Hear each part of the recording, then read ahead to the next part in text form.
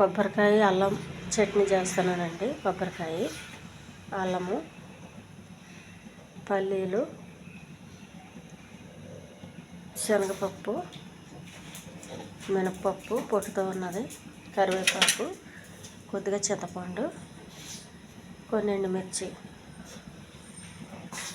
పెనం వేడి చేస్తున్నానండి. ఫస్ట్ పల్లీలు వేయించుకోవాలి. పల్లీలు ఎగినాయండి, తీసి ఒక ప్లేట్లో చల్లారి పెట్టుకోవాలి.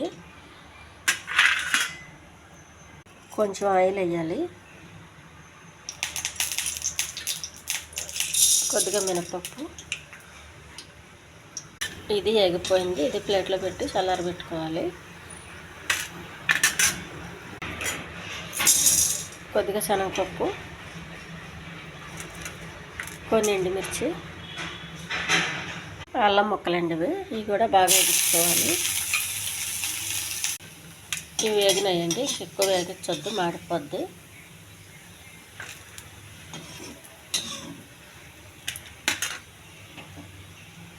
ఆ పెనం వేడిగా ఉండగానే కరివేపాకు, కొద్దిగా జీలకర్ర, కొన్ని ఆవాలు తాలింపు కోసం, కొబ్బరి అండి, అల్లము, పల్లీలు, మినపప్పు,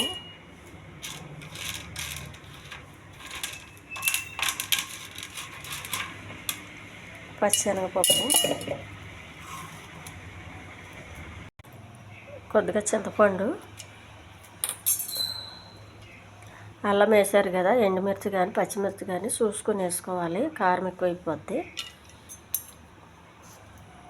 కొద్దిగా ఉప్పు,